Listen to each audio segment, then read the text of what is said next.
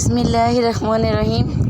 আসসালামু আলাইকুম বন্ধুরা, আমি লুৎফুন্নেসা, দেখছেন আমার চ্যানেল ইসলামিক মোবাইল লুৎফুন্নেসা। তো দেখতে থাকুন। আজকে আমি একটা নতুন ব্লগ নিয়ে চলে এসেছি।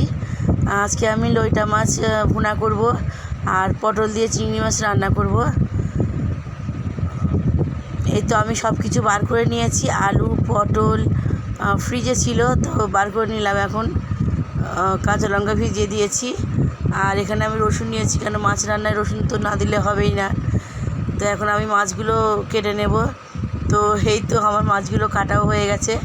আমি প্রথমে একবার জলে ধুয়ে নিয়েছি, তারপরে ভালো করে জল দিয়ে ভিজিয়ে নিয়েছি।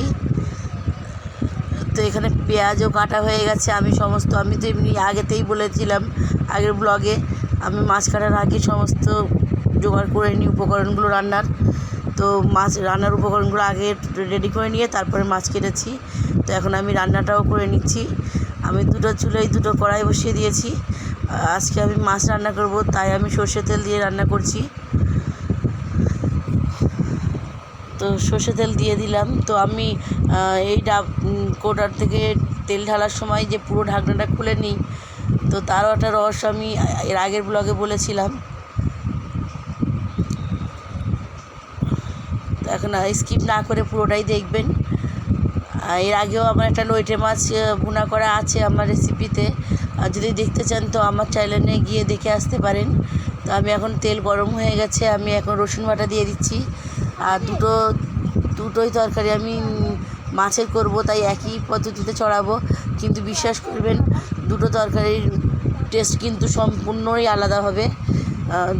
মনে হচ্ছে একই রান্না, কিন্তু মাছ তো আলাদা, তাই আলাদাই হবে। তো আমি প্রথমে রসুনটা একটু বাটা রসুন দিয়েছি, আর আমি এই বড় কড়াইয়ের মধ্যে পটল চিংড়ি মাছ রান্না করব। আর ছোটো কড়াইটার মধ্যে আমি এখন রসুন দিলাম। তো ওখানে আমি লইটা মাছ ভুনা করব। আর এখন ওখানে আমি দুটো তরকারির মধ্যে আমি পেঁয়াজটা দিয়ে দিচ্ছি। আমি কিন্তু লইটা মাছ ভুনা যেটা করব তাতে কিন্তু বেশি পেঁয়াজ দেওয়ার কথা, আর আমি পটলে একটু বেশি পেঁয়াজ দিয়ে দিলাম, কিন্তু আমি তুলে নেব। তারপরে আমার মনে পড়েছে, তো আমি অর্ধেকটা পেঁয়াজ পটল বড় কড়াই থেকে তুলে নিয়ে আবার ছোটো কড়াইতে দিয়ে দিয়েছি। আর যেহেতু মাছ রান্না, তো বেশি করে কাঁচা লঙ্কা না দিলে তো হবেই না, মাছ রান্নার টেস্টই আসবে না আমাদের মনে হয়। তো আমি এখন একটু পেঁয়াজ তুলে আবার লইটা মাছ ভুনার মধ্যে দিয়ে দেব। কেন সবজি যেটা পটল রান্না করব তাতে তো কম পেঁয়াজ হলে চলবে, কিন্তু লইটা মাছ যেহেতু তো ভুনা হবে, ওখানে তো পেঁয়াজ বেশি লাগবেই। এখন আমি পেঁয়াজটা নাড়াচাড়া করে একটু লাল লাল করে ভেজে নেব। আর এখানে আমি তেজপাতা দিয়ে দিলাম। তো প্লিজ আমার রান্না যদি দেখতে একটুও ভালো লাগে, একটা লাইক দিয়ে দেবেন, আর সাবস্ক্রাইব করে পাশের বেল আইকনটা বাজিয়ে দেবেন, যাতে আমার দেওয়া ভিডিওগুলো নোটিফিকেশান আপনাদের কাছে যেতে পারে। আর যদি ভালো লাগে তো একটা লাইক দিয়ে দেবেন। তো আমি এখন পেঁয়াজটা লাল হয়ে গেছে, আমি এখন লবণ, ধনের গুঁড়ো, জিরের গুঁড়ো, হলুদ, লঙ্কার গুঁড়ো সব কিছু দিয়ে নিচ্ছি। দিয়ে আমি হালকা একটু জল দিয়ে একটু কষিয়ে নেব।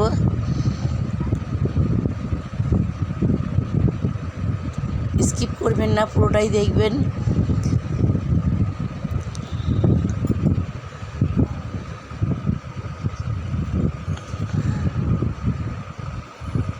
কাঁচা লঙ্কাটাও দিয়ে দিচ্ছি।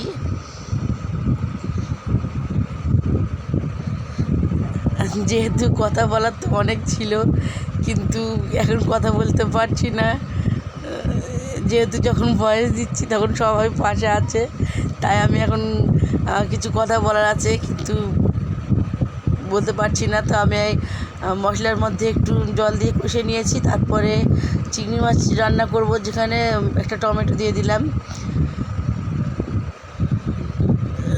লইটা মাছে টমেটো দিতাম, এর আগের ব্লগে আমি দিয়েছিলাম লইটা মাছ টমেটো, কিন্তু এখন আমি দেইনি। জানি না কেন আমি আজকের বিনা টমেটো দিয়েই লইটা মাছটা রান্না করেছি, কিন্তু খুবই মজা হয়েছিল। আর এখন আমি চিংড়ি মাছটাও দিয়ে নিয়ে একটু কষিয়ে নেব। চিংড়ি মাছটা আমি আলাদা করে ভাজা করিনি, আমি মশলাটা যেটা কষিয়েছি তার মধ্যে দিয়ে চিংড়ি মাছটা একটু ভাজা করে নিচ্ছি। আর এখন লইটা মাছের পেঁয়াজটাও কষানো হয়ে গেছে, আমি একটু ভালো করে পেঁয়াজটা থেতলে নেব। আর এই তো চিংড়ি মাছটা ভালো করে কষিয়ে নিয়েছি। এখন আমি এর মধ্যে পটল আর আলু কাটা আছে দিয়ে দেবো। আর লইটা মাছটাও আমি এখানে একটু নাড়াচাড়া করে পেঁয়াজটা একটু ভাজা ভাজা হয়ে আসলে তখন দেব। তো আমি এখন পটল আর আলু যেগুলো কাটা ছিল দিয়ে দিচ্ছি, দিয়ে আমি নাড়াচাড়া করে অল্প একটু জল দেবো, বেশি জল দেবো না, কারণ বেশি জল দিয়ে রান্না করলে দেরি হয়। আমি এর আগেও অনেকবার বলেছি, আমার সমস্ত ব্লগেই বলা আছে, আমি সবজি রান্না করি বা যাই রান্না করি আমি বেশি জল দিই না, আমি অল্প অল্প করে জল দিয়ে একটু সময় নিয়ে কষিয়ে রান্না করি। তো বেশি জল দিলে কিন্তু জলটা গরম হবে, আবার জলটা কমবে, আর তারপরে সবজিটা বা মাংসটা বা যে কোনো কিছু রান্না করি সেটা সেদ্ধ হবে। তার চেয়ে বরং আমি অল্প অল্প করে জল দিয়ে ঢাকনা বন্ধ করে রান্না করলে কিন্তু তার ভাবেতেই সবজি থেকে যেই জলটা বার হবে সেটা দিয়েই কিন্তু সবজিটা তাড়াতাড়ি সেদ্ধ হয়। তো আমি একটু অল্প জল দিয়ে ঢাকনাটা বন্ধ করে দেবো। আর প্লিজ ভালো লাগলে আমাকে কমেন্টে জানাবেন। আর এখানে আমি লইটা মাছের পেঁয়াজটা একদমই ভোনা ভোনা করে নিয়েছি, একটুও মানে জল নেই, পুরোটাই তেল বার হয়ে গেছে।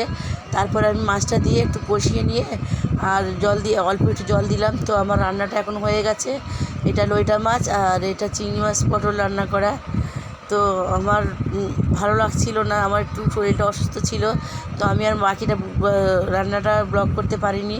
তো এখানে আমরা সবাই মিলে বসে গেছি খেতে। তো সবারই ভালো লেগেছিলো ওইটা মাছটা, এরা এইভাবে রান্না করে দেখবেন, খুবই ভালো লাগে। এই তো আমরা সবাই মিলে এখন খেয়ে নিচ্ছি। ঠিক আছে, এখানে আমি ব্লগটা শেষ করছি।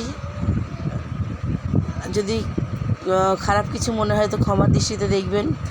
আসসালামু আলাইকুম ওয়া রাহমাতুল্লাহি ওয়া বারাকাতুহু।